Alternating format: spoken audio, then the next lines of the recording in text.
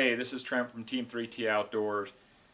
Thought about doing the review on the new Exo Mountain K2 frame and 2000 bag back in June when the bags and the new frame were released and being shipped out and delivered. And I thought, you know what, it's probably better to wait until after a couple of hunts, hopefully successful hunts where we were able to pack out some meat from our harvest, and then do a review on the frame and also the bag and let you all know how it performed. First of all, you can search on YouTube. I'll try to include the link to Steve's review from Exo Mountain. He breaks down the 2000 bag, all the different compartments and accessories, and some of the changes in the frame from 2015 to this new K2 titanium frame for 2016. He gives a couple of different reviews, and he really breaks it down well, and he'll explain the changes to you. This is my review from a hunter who has been out and used it hard on consecutive hikes, spotting trips, and a couple of successful elk hunts this fall. And wanted at least to post a review and let you all know how well it performed and what my thoughts are on it. This is basically my go-to. I use this same bag and the same frame, the new K2 frame, in a gray. So you're looking at multicam now with a Coyote Brown frame and belt. I just picked this up. I used the gray, basically same setup, just in gray through the summer and through the hunts. And I just picked up this to have an additional pack in the family. And so when I go on an elk hunt this fall with my son, we'll each have a pack to use, and we'll have one in gray and multicam. But I wanted to show you the 2000 bag on the K2 frame. Really, it is my go-to. I use this all summer long. It's 2,000 cubic inches. What I did is I'm cheating, and I appreciate Steve including the option to allow a lid to go on. This bag is not meant to have a lid.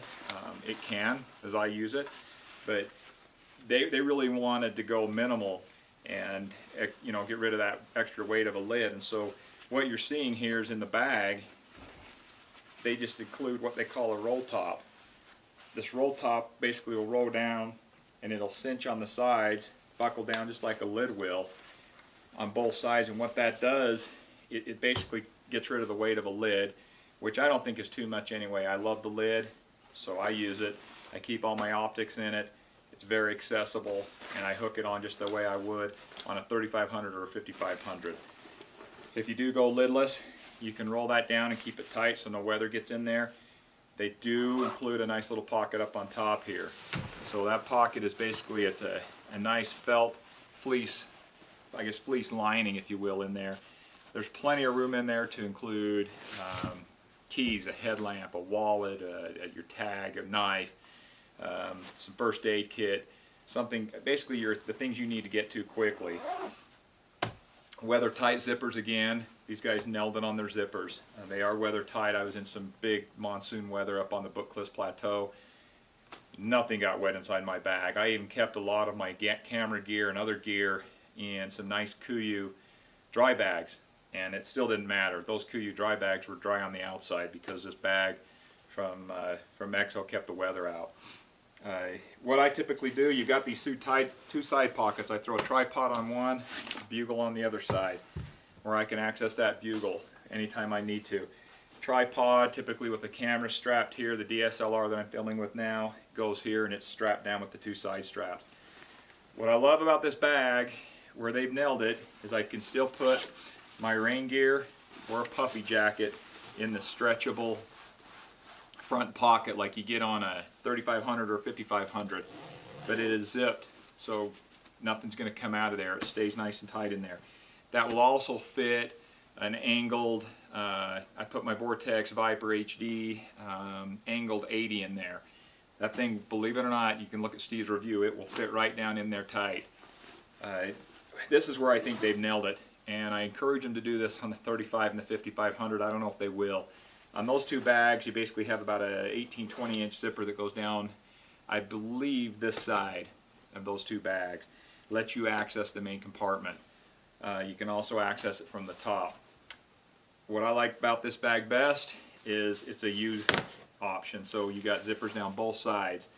This allows me, depending on where I lay my bag for the day, if I'm on a scouting trip, I can access that anywhere. I don't need to sit and flip my pack around and try to access the one side. It's a great option. I love that U opening. What this bag will allow you also to do is include 4 of the accessory bags, which I'm a big organizer. And I've got 4 of those organizer bags. There's 2 up on top, and you can't see them now, but 2 down here on the bottom. And they're Velcroed in. So I can open up that zipper, main compartment, and get into these accessory bags that easy.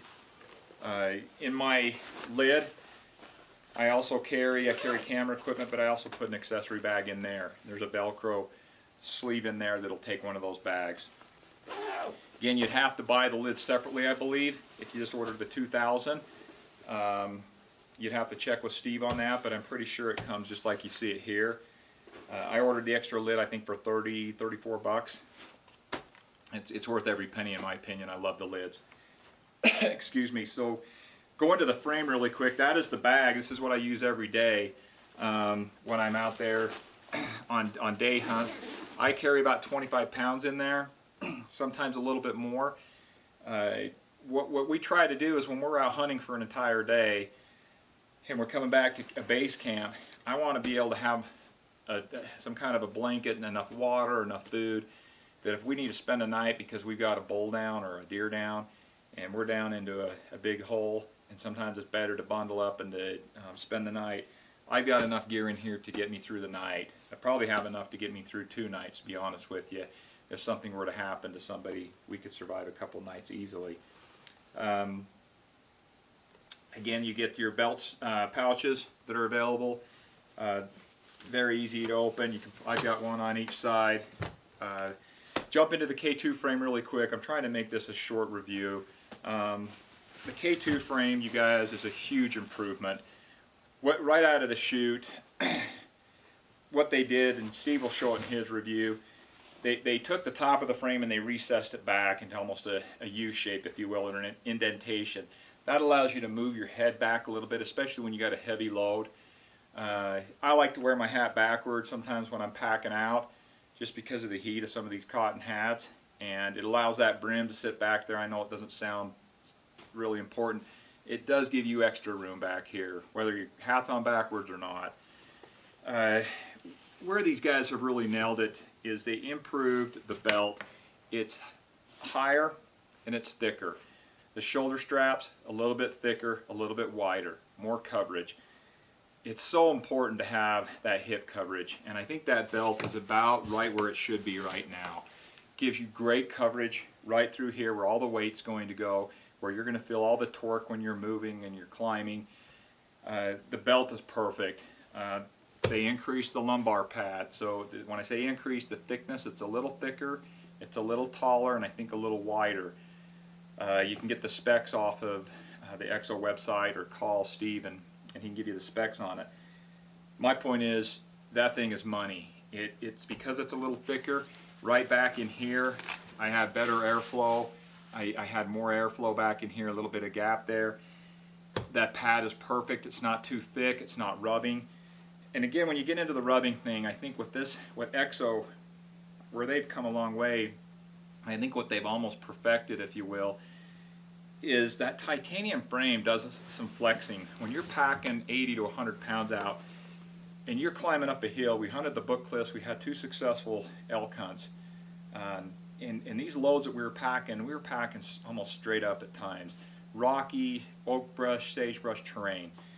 And when you're moving and you're going in and out of creating your own trail at times, it's important that pack does flex and move with your body instead of moving against your body and causing friction. And I experienced that on a lot of different packs. I'm not going to mention anybody's packs out there because there's some great packs out there. But what I like about this best is I just don't get that rub. And some people say, well, your belt's not tight enough. My belt's always tight enough. First thing I do is I cinch that belt up tight and I get that weight right there. And then I make my adjustments up here. It's just that I think because of that flex, it really avoids that rubbing coming back here. They've nailed it. The frame, according to your torso, I've got a very tall torso, and I've adjusted this up almost as high as it can go. Fits me perfectly. It's really a Velcro adjustment. You can move that up and down with a couple of hooks up on top. So if you're a little bit shorter, you can just move that down and get the perfect fit. Steve's got a great fitting video on YouTube showing you how to fit this frame to your back depending on your height and your torso length. Again, we packed out a couple of large bull, well, a spike. Opening day I shot a spike and I was able to pack that out. And we also packed out my buddy's large 6-point bull out of the Book Cliffs. And this thing performed well. I'm going to show some pictures and show you how to get that meat between the frame. I use their new crib, which allows me to bring that meat up into here, pull it up high, put the bag back on, cinch it all down, and I've got the heavier part of the load up higher instead of down here on the butt. These guys have nailed it. Again, it's the K2 by Exo Mountain Gear, the 2000 bag. I also picked up the 5500 bag, so when I go on extended trips I can stay 8 to 10 to 12 days if I need to. Any questions, feel free to send us a ping on the YouTube site or Instagram at Team 3T Outdoors. Any questions, also feel free to call Steve. He can answer those questions up at Exo. I appreciate your time. Thanks, guys.